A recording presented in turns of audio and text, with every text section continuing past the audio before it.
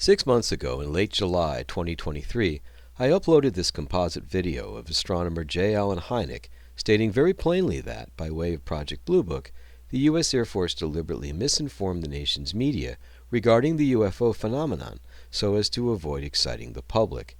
They did this by emphasizing only the cases which they could easily dismiss with conventional explanation, and by hiding those they could not. To confirm this, here is how the clip opened, and you'll find a link to the full video in the text description. I was there at Blue Book, and I know the job they had. They were told not to excite the public. Don't rock the boat. And I saw it in my own eyes happen that whenever a case happened that they could explain, which is quite a few, they made point of that and let that out to the media. Things that the cases that were very difficult to explain, they would jump handsprings to keep the media away from it.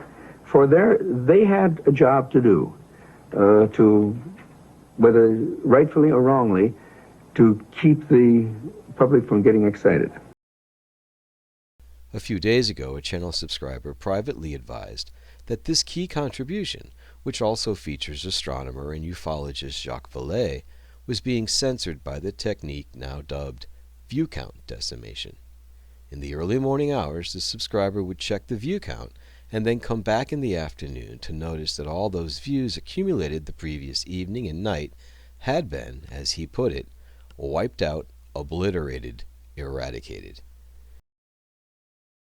Given recent Navy and Air Force whistleblower testimony to Congress on UFOs, this kind of ham-handed censorship would only increase public suspicion and outrage, not quell it.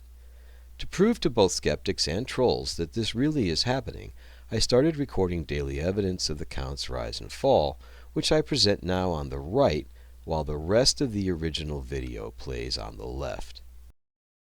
They had a job to do, to, whether rightfully or wrongly, to keep the public from getting excited. But if we just think of our own galaxy, you know, it's 100,000 light years across. That means to travel from one side of that galaxy to another side, to the other extreme edge, would take you 100,000 years if you traveled at the speed of light. Now, there's very good evidence that nothing travels faster than the speed of light. I mean, it seems to be the ultimate speed limit in the universe.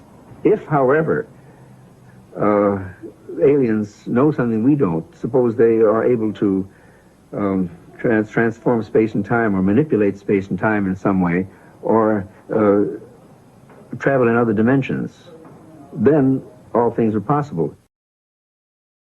I think what the UFO phenomenon is teaching us is that we don't understand time and space. Here are objects, I think we have to call them objects, that are physical, that interact with the environment, that cause effects on the witnesses, on the psychology and the physiology of the witnesses, and leave traces on the ground, and yet are capable of, appear to be capable of manipulating time and space in ways that go beyond what our physics understands today. One of the most intriguing aspects of UFO sightings is their apparent isolation in space and time. Sightings are usually made in one place at a time and last for short periods, sometimes appearing out of nowhere and vanishing into nowhere. This is much more suggestive of a parallel reality than, let's say, visits from some faraway planet, in which case we might expect them to stick around for a while. Of course, motherships could easily hide in the Kuiper Belt. The ETH and the IDH are not mutually exclusive.